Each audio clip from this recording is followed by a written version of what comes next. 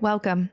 I'm Jessica Tejan, and this is the Evolving to Exceptional podcast, where we talk about reaching peak performance in our workplaces, homes, and communities so that we can live our best life possible, an exceptional life.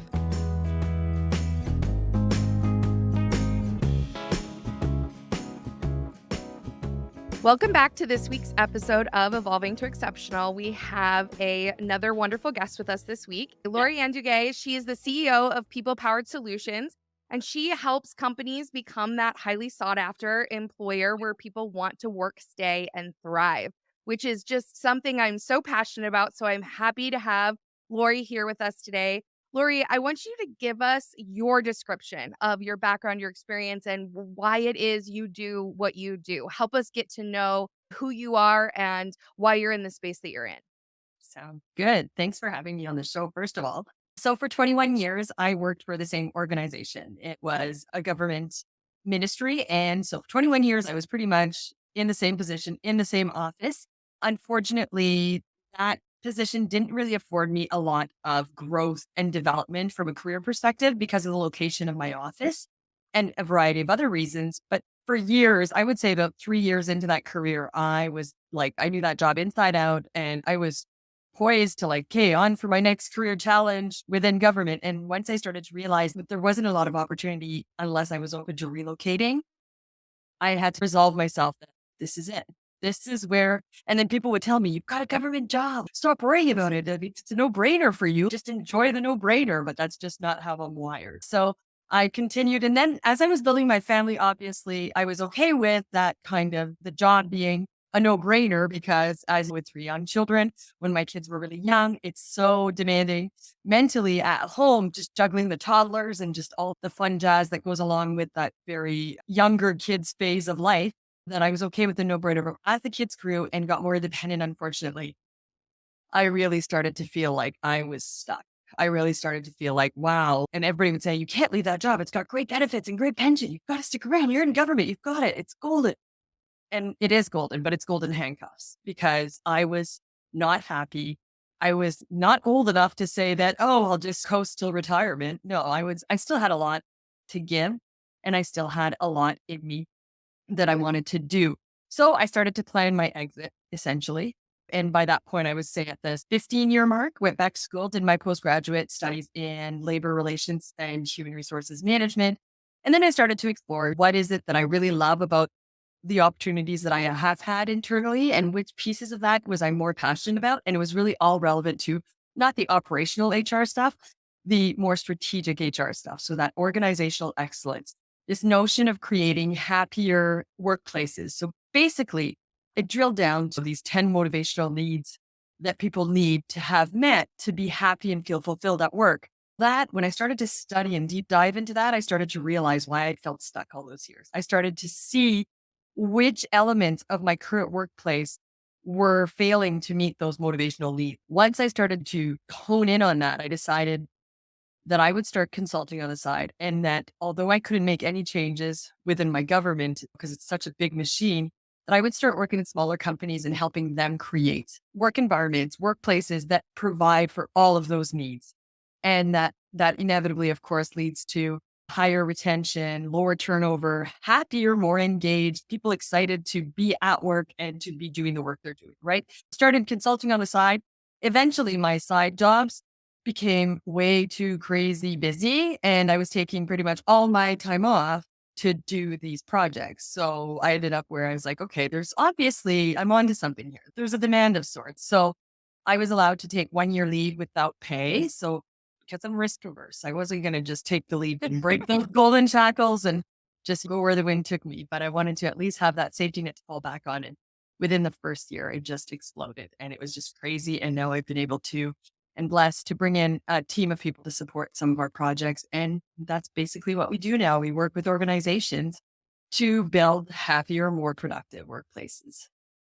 I just absolutely love that's what you do.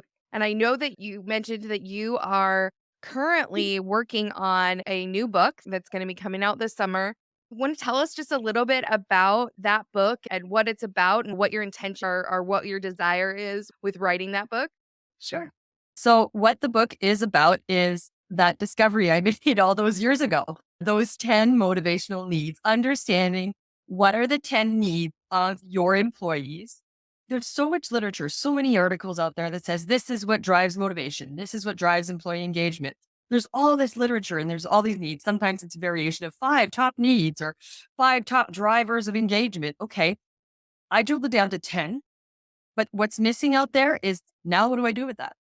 The now what, which is the key. So not only does the book deep dive into those 10 motivational needs, those drivers, what makes someone want to show up and thrive, then it talks about a methodology to a really simple yet highly effective methodology. It's the methodology I use with all of my organizations I work with to really start to implement and change and shift that workplace culture the minute you're done the book. Actually, probably after each chapter, you've got some, and the way I've structured it, at the end of each chapter, there's some key takeaways and then an action plan. You're basically building your action plan to do that cultural transformation. By the time you're done, you've got some really quick, low to no cost, quick wins, all the way through to those longer term, a bit more intense initiatives. So Yeah. tell us a little bit about that methodology. What are those elements that you take the workplaces that you work with through and that you're going to highlight or talk about in your book that really make a difference to transforming or changing those workplace practices? Sure. I will. How about I list off those 10 needs, first of all? Sure. Yeah, Right? let's do that. What do people need at work? They need clarity. They need to understand their role. They need to understand the expectations of the organization. And on the flip side of that, they need to understand what they can expect from the organization. So it's a two-way street. Both way. They Yeah. want communication. They want communication. They want to know that they've got the information they need to do the job they were hired to do. They don't want to feel like they're in the dark. They want to know what that future focus is. To that point, the third one is purpose and impact. People want to know that the work they do makes a difference in the lives of people. A lot of organizations, they have a vision and mission and values. They'll regurgitate them to their employees. But where they fail is they don't help the employee connect to that broader purpose. They don't help the employee understand that regardless of the role you play within the organization, you are the reason that we're able to actually achieve our vision. So that's purpose and impact is a third one. Recognition, rewards, we see it all over. People want to know, they want to feel valued, heard, and seen. So recognition and rewards is absolutely important to them. Work-life balance, the pandemic obviously has amplified the need for that, and that they need to understand that there is some level of flexibility and that the employer respects and supports the individual having a life outside of their job. So certainly that. Leadership, key, definitely, in terms of providing them with the guidance, the support, but also that they move away, the leadership that moves away from that command and control, you do what I say because I said so, towards the more coach and empowered, help me, let's work together to help you troubleshoot this because I have complete confidence that you're able to do that. Autonomy and empowerment is another one. So again, to the point of coaching and to helping people understand that you've hired them, you trust them, and conveying that trust by giving them the opportunity to innovate and to do things the way they see fit. All the while, of course, still attaining those organizational objectives. So that autonomy and empowerment is another one. Growth opportunities, my God, my own situation, right? Yeah. Growth opportunities and training and development relevant to those growth opportunities. So not only do they need to have to see that there's room to grow within the organization. So that's a definite important one, like definitely an important one. Then that next driver, that next need is to continuously be invested in, to develop and to evolve your skill set. And maybe that means I don't want to be a manager. I just want to continue to evolve within my role. So meeting them where they're at and helping them grow within that sphere. And the last one, of course, is relationships. We spend 8, 10, 12 hours a day with people. It's important to have systems that facilitate those relationships, peer to peer, top down, bottom up, right? All around 360 relationship tending mechanisms. So the way I approach it is my 3M approach. So easy. It marries talent development, that whole employee journey, right? So that end to end employee experience. And so I work with organizations to first map the first M, map out their employee experience. What's your current state? How are you actually attracting? What does that look like? Okay. How are you communicating throughout that attraction phase? What are you providing to convey purpose and impact to prospective candidates to get them excited early on? How are you doing that? So we map that out and then we go all the way through attraction, then recruitment processes. What kind of things are you doing to demonstrate and showcase the level of communication? We're going to use communication as an example throughout that process to show and showcase the level of communication they can expect once they come into the organization. So there's little things like templated emails and emails from the manager, emails from HR, providing them as much information as possible to minimize that intimidation and that anxiety factor that sets in on that first day. How can we minimize that? By providing them with a lot of information, facilitating connection before they even start. Then I move them through to that next phase, onboarding. Okay, what does that look like? And then we talk about that. We talk about all these 10 needs and how are we actually providing for these through these processes and procedures, and what can we be doing more to increase the degree to which we're providing these different needs. And then we go through to training and that orientation phase and ensuring that organizations are not making orientation a half day thing. They need to recognize that it should be a 90-day at the very least supported structured training plan where we're conveying expectations. We're letting them know it's okay if at the end of the first week you don't know everybody's name. That's normal. And you're normalizing some of those experiences, all the while connecting them with a buddy, for example, and making sure that buddy's transmitting all the cultural know-how, all that stuff, those unspoken rules, like where do people go for breaks and where's the closest coffee shop, to what's the practice of, I don't know, in meetings, do people just throw their hands up? Do they just speak up? Like all that stuff, that cultural stuff is to be transmitted through the body. And then you're connecting them also with a mentor who is tasked, of course, with conveying and transmitting that more technical and acting as that lifeline for the more technical job specific stuff. And then we go to, okay, once they're fully trained, how are you continuing to develop them? We talk about things like growth plans and high potential programs and stuff like that, as well as just what kind of resources are you providing them to support and invest in their ongoing training and development. Then we talk, of course, about performance management and how to use that exercise as a powerful growth mapping tool and how to help your managers use that tool and have those coaching conversations to help them establish some really good stretch, smart, of course, goals in their current job, as well as to start to map out what we need to build to get them to that next position. And then I even talk about exit because that's just as important from a brand protection, reputation, or safeguarding perspective. If you're not doing anything at exit, if you're just letting them go and you're not taking advantage to gather that valuable data of continuous improvement at that stage, then, you're losing out on some really great information that would enable you and give you the information you need to validate maybe what you're hearing during the engagement surveys or satisfaction surveys, but also to really start to improve on that employee experience. So we start by mapping out that experience end to end. We identify right away some low hanging fruit, quick wins, medium, longer term things that need to be done. And then we measure. We figure out where are we at now? What's our retention? We look at all those key HR metrics to figure out and to strike that baseline. And then, so that's the second M, map, measure. And then we mobilize. Then we prioritize some of the stuff we've seen. We pump out some really quick wins, but then we start to prioritize and develop working groups to build the pieces that are missing to really improve that overall employee experience. So map, measure, mobilize. That's that 3M approach. Oh, I love that. I love that you drill so much down to those 3 steps as you're taking workplaces through it to make those transitions. I'm curious, as you've worked with different organizations, if you've seen common themes of where organizations tend to get hung up the most or struggle the most often. Absolutely. Where they struggle the most, they assume that people want more money. And so they hang their hats on that. No, we don't got additional budget. So I can't offer wage increases. Sorry, that's not an option. And when I come in and I tell them like, okay, wait, it's actually more often than not about the money. When I was shopping in my career, I was shopping outside the government. I was willing to take a $20,000 pay cut just to find something that fulfilled my brain. Right. So what I hear a lot of is lack of communication. People feel they're left in the dark, feel they're not provided the information that they need to do the work they were supposed to do.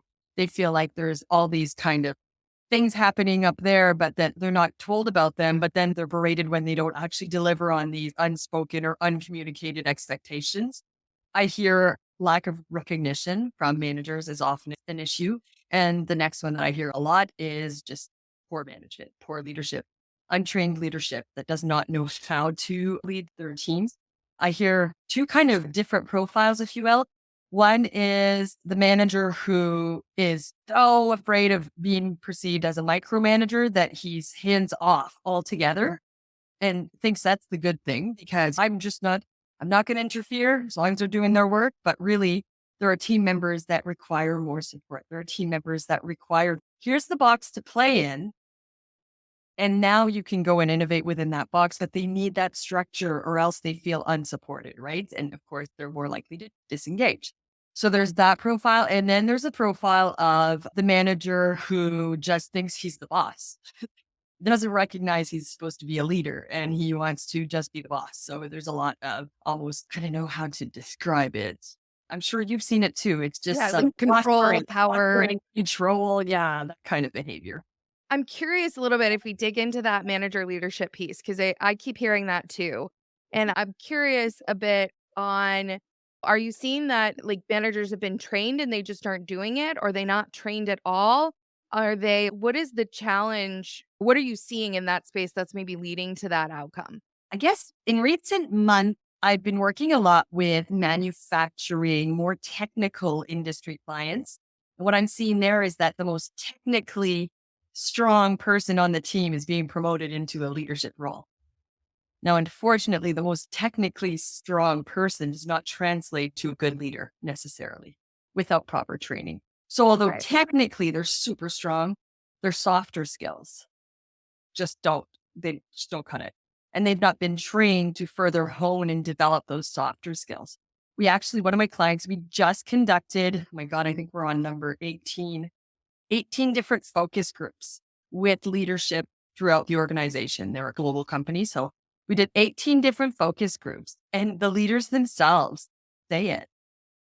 When it comes to those more courageous conversations, having to be a bit more tactful, understanding how to recognize my team members. I have no, we've never been trained as leaders within this organization. We're hearing it loud and clear. As much as they'd went through the Carnegie leadership development type programs, but for them, that wasn't enough. They weren't able to relate it back to their day to day. We're Mhm. working at now building this, the focus groups are actually part of that needs assessment phase for building a leadership academy, but that's really organization specific. So we're going to build all of these leadership tools which have some of those softer skill content. So definitely some training, be it instructor led or self directed.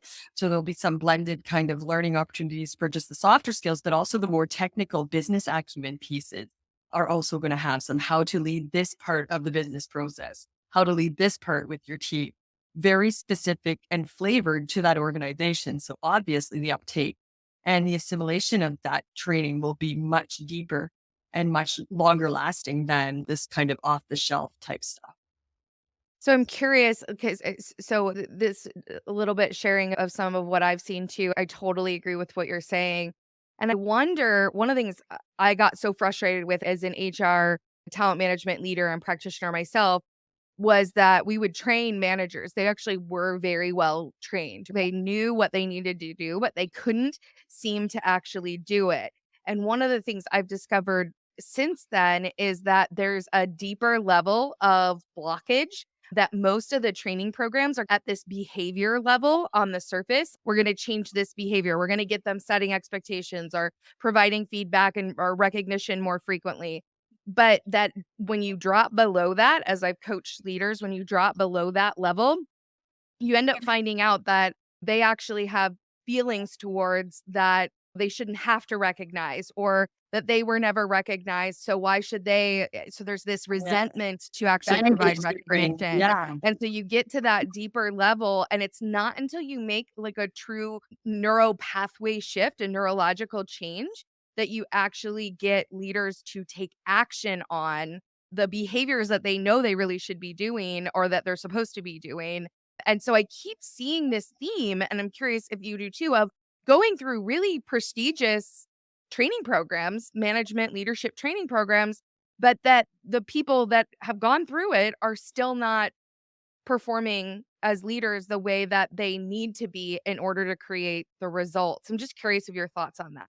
I have seen it, absolutely. But I also, again, I've accounted it. I 100% agree with what you're saying. And I also coach and I've coached leaders who have uncovered the deep seated fears or, like you say, this baggage that they've brought and has now biased their approach to leadership and really prevented them from taking that ideal leader approach because they say that they, like you said, they never got it. But I think there's a blend of things that I've seen is helpful in that case too, though it apart from naming it, calling it, and recognizing it and bringing awareness to it, I think there's a mindset piece that's really important, that accountability mindset and helping them develop that mindset and understand what they're signing up for as a leader. And then there needs to be a bit of an evaluation of if you're not willing to sign that leadership contract, essentially, I don't know if you've ever heard of Vince Molinaro. He's got like these books, right, on accountable leadership. Okay, and so the leadership contract. And if you're not willing to sign the leadership contract because you're not on board with everything that it entails, then I think there needs to be a point where, man, the senior leadership team needs to reassess whether or not this person is, in fact, an appropriate leader. The next piece I want to say is where most leadership development programs fall short, they're a one and done. They're done. Okay. Over a series, fine. But I actually also built a complete leadership development program. And it's a certification program that I recognize that it's not a one and done. So I take the train, coach, connect route. You train them, front load, lots of training, lots of challenges in between where they can hone the skill on the job. But then you need to connect them with a coach for the next 6 months. So they continue to hone because it's like anything, any muscle, if you're not going to practice it, then obviously it's not going to come as naturally. So unless you're able to practice it and then talk about some of the challenges you encountered as you were practicing it, you will never be able to hone it to the level of true leadership unless you're connected to that third party neutral who's going to help you really work through those challenges and talk about things like you were saying, like those deep seated maybe anxieties that are at play. So for me, the train coach and that last piece is connect, because I'm sure you've heard it too, how lonely it is being in a leadership position. You're expected to be that conduit between your direct reports and your senior leaders. And unfortunately, when you're not doing so well, or you encounter a challenge, or you've got those kind of intrusive thoughts about your past experiences with leaders, you've got no one to go and talk about them, right? Yeah. So I connect them by having these masterminds where there's leaders from across a variety of different industries, and they're able to bring their challenge, collectively troubleshoot, and then leave with some solution. So I think that the most comprehensive leadership development program needs to have all three of those components to set your leaders or that aspiring leader up for success. Yeah, I love that. And one of the things, so I was an executive leader for many years and led talent management, HR, legal, IT, a bunch of different operations functions. And I always joke it's lonely at the top. And one of my biggest mistakes as a leader was not getting coaching sooner, was not getting that outside support that could Mhm. help me continue to grow and develop. And so it's limited by only those internal relationships, and the higher you get within the organization, the more limiting that becomes, because Mhm. there's fewer people that can really help to coach, mentor, and develop you and push you beyond your current state. And I like what you say about the coaching, the need to continue on. One of the things I've observed is that leaders, like, it takes years, not a year. It takes a long time to get good at some of those leadership and management competencies or capabilities. Yeah. Setting expectations, I still joke, like, I've been working at it for 15 years and I'm still going back to, okay, remember, you have to realign. Remember, this is Yeah. an expectations problem. And so one of the things I think that, to your point, that I think happens is leaders think they've got it and they stop working at it. They Yeah. stop trying to reinforce it, trying to work on it. And when we talk about some of those fears or limiting beliefs or the things that are holding them back or that get in their way, I like to think of that as actually they're actually the neural pathways we've established, right? So they may be conscious or they may be unconscious, and they may have nothing to do with the current situation and everything to do with just how we grew up, how we were raised, the experiences that we've had. And so if Absolutely. we don't address those, if leaders don't have a coach or a place to go to address those, those aren't going to change on their own. And I think that's actually why most like habit setting and some of those, and I'm not knocking them, but why a lot of those don't work because the willpower you practice of I'm just going to force my way through Yeah. this is really hard to overcome those neural pathways, those ways of doing things you've Yeah. always done. And so that makes it really difficult for leaders to create that change. And so when organizations say, ah, my leaders are good, oh, they're pretty good, like I just always hesitate because are they really if they're not continuing to focus on how they're being good and how they are continuing to reinforce those practices? 100% agree. You're right. You're right. So I'm curious, you work with leaders a lot. You talked about your leadership development program. What do you see as one of the other big challenges that you are having to bring change to within workplaces? As things that you've got to bring in new programs or change their perspective on how a particular employee centered practice or people centered practice needs to work within their businesses.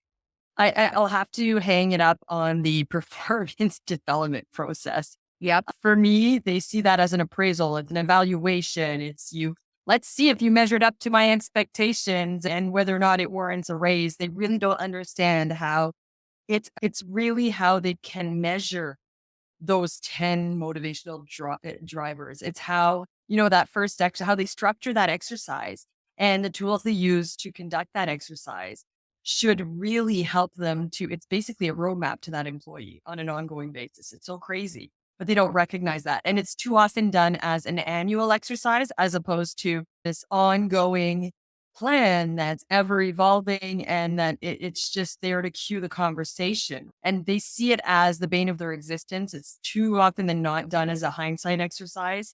In my government experience, it was like fiscal year end of March, second week of March, they'd be like, okay, guys, we need your PDLP. Let's send those in and let's get those signed off. And I'm like, knowing everything we know from being in the industry, we know that you're supposed to start. This is how you map out your upcoming year. It's about next year, not about what I've done in the past year. So, how do you think that was making me feel, for example, as an employee? It was like, oh, yeah, we're just doing this to check that box. I really have zero control over my fate within this organization, is what I'm hearing by doing it that way. And for you telling me, oh, yeah, what do I write for my goals? What did you achieve last year? Just put those on there and we'll sign off on them. Like it was so done in a way that was counter conducive to engagement and to making people feel a part of something bigger than themselves. So I'm curious, why is it that we've had research for over 10, 15 years saying that performance appraisals are ineffective, that putting in ratings, rankings into the performance process does not equate to greater performance or engagement results? It doesn't translate. Why are organizations still clinging to and using these practices that we know actually negatively impact performance rather than positively? I think it's so they can sleep better at night. I know that seems really rude, but I think that more often than not, they are very results oriented from a business perspective, not from a person perspective.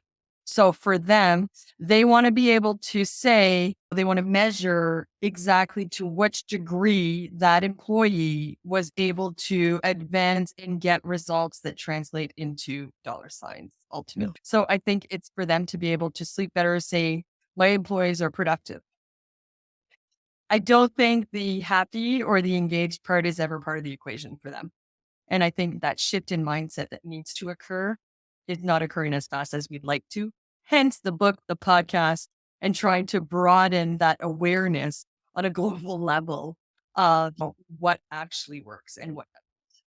Let me ask you a different question because I'm curious about what as maybe the biggest shift or the biggest change that workplaces need to be aware of that's maybe new in response to the current workplace challenges, the future of what workplace and business is going to look like. Like we talked about those appraisals, we've known about that for a long time. That's almost you're behind the curve at this point. If you're still using performance reviews with ratings and rankings, then you miss the mark in terms of really making results in terms of performance and engagement. and you've got to almost catch up. But for those that are on maybe the leading edge that are doing really great things, what do they most need to be aware of, or what are you seeing as the next most important thing from a workplace and people-centered approach to workplace performance and results? I'm not going to go into the typical work life balance because I feel that's definitely people are aware of that as well. Like behind the curve at this point, 3 years into the pandemic, we know the importance of offering flexible work arrangements and stuff. What I've seen evolving is the importance of having an internal communication slash marketing strategy that aligns with your talent development, with your talent, like all of your talent management strategies. So when you're pumping out different pieces, to be doing it in a way that's got multiple channels, that's creative, that'll continue to build on momentum and excitement internally. Because when you create that kind of internal brand with your people, it reaps rewards in terms of referrals, in terms of filling that external pipeline, because suddenly people want to be a part of that. So, in showcasing some of that internal culture externally, what people can expect internally. So, I think the marketing and branding piece has where we used to work very siloed. There was communications for HR purposes, memos and newsletters and Right. whatnot. I'm seeing a trend towards we need to marry the two and work very in tandem so that we're being strategic in everything we put out there to start to brand the culture and to start to attract that next generation of workers. I love that you talked about that. I just interviewed a chief strategy and people officer at a startup called Largely, and they've got a tool that helps to market to prospective candidates. So instead of just getting communications when you're going to interview and the basic things through the process, you're getting video content about the culture, what do employees say about the company, and so it's really like a marketing based approach to candidates, and Really? then it takes them all the way through the onboarding process. So they have this really like engaging marketing kind of based experience, which I thought was a really a cool thought or Innovative. cool Yeah. approach to holding on to candidates and then really getting them engaged early on into the workplace and into the organization. I think that's just really powerful. It lines up with what you're talking about with how those communications become engaging and create that outcome. And one of the things I saw bridging talent management and IT was how often technology rollouts or rollouts of new programs would fail because of ineffective communication. That if Mhm. you could we partnered our talent management or HR group with our IT group to roll out things to make changes. You had the training communication skills with the technology skilled people in order to make those implementations more effective. And more often than not, the technology implementations, whatever they were, would fail without That, that yeah, that, engaging communication. yeah, Yeah. yeah. Awesome. That's awesome. I see a parallel to what you were referencing earlier too, in terms of kind of front loading with information with the video and stuff. I had a company I worked with, they had a platform for new hires. And so anyone who was hired in the past in the last 3 months, stay on that platform. They have mentors within that platform. It's like a social media type platform. So new candidates, even before they accept the offer, they're thrown into there. So if they've got questions about the organization, they want to know, they have resources and people to talk to forum style right then and there. And they start to meet connections even before they start. So I thought that was a really interesting way of bridging those relationship building needs as well. I love that. I think that yeah, I think that's so powerful and such creative ideas to create that exceptional experience, something that is truly differentiated and different and increases your chances for that higher level of employee engagement and results that you want to see as an organization. Absolutely. And your acceptance rate, bottom line, your offer acceptance rate. 1 in 4 candidates are already shopping for jobs outside your company. It is a job seekers market out there. So you need to get creative in terms of attracting that next generation of workers. Absolutely. So I'm curious, when is your book coming out? What is it called? Where can people be looking for it to come out? Okay, so not going to divulge the name because I actually did a social media thing where I put out all of the top names and asked people to select their top 3. And so there is one of those top threes is what ended up being the name. So I'm not going to give the name. If all goes well and if I can stay really dedicated to my editing, it should be out this summer. Later this summer, ideally earlier, but realistically, probably later this summer if things don't go as planned, maybe early fall. And so people can look for it. It'll be on Amazon. And if they want to connect with me on all of my different social media platforms, People Powered Solutions, if they want to look us up, or Lori-Ann Duguay, they can look us up as well on LinkedIn, on Instagram, on Twitter, and on Facebook. Fantastic, Lori. Thank you so much for joining me. Want to give you a chance to give any final thoughts. Or is there anything you'd like to leave our audience with in terms of final thoughts or insights to support them on their development? I've got two things. So, number one, as a final thought, I would say is that it doesn't cost a lot of money.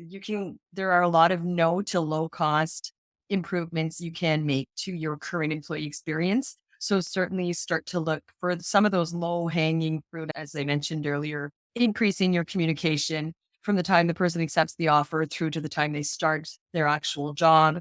How can you communicate more frequently? Provide them with an FAQ, provide them with additional information. This stuff doesn't cost a lot of money. It costs nothing. It's stuff you would need to be doing anyways. So start with those smaller ones, then grow from there. And the second thing is, if people want to go to my website, which is www.bepeoplepowered.com, we just rebranded to Be People Powered. So certainly if they want to go there, they can sign up to download.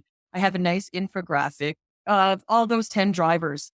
So if they wanted to download that and keep them handing what are those 10 needs, just as they're mapping out that employee experience, then that comes in handy to try and figure out what are the elements we're trying to make sure are being provided for. So they're welcome to go sign up. And once they sign up, they get the download link right on my website. Fantastic. Well, we will include that link in the show notes for everybody and appreciate you sharing with us those 10 drivers and what you're seeing and what you're experiencing in terms of the challenges in these workplaces and the work to make them more people powered, more people focused. So appreciate you coming on, Lori. Thank you so much. And to our audience, as always, just remember to keep evolving, keep growing, keep expanding.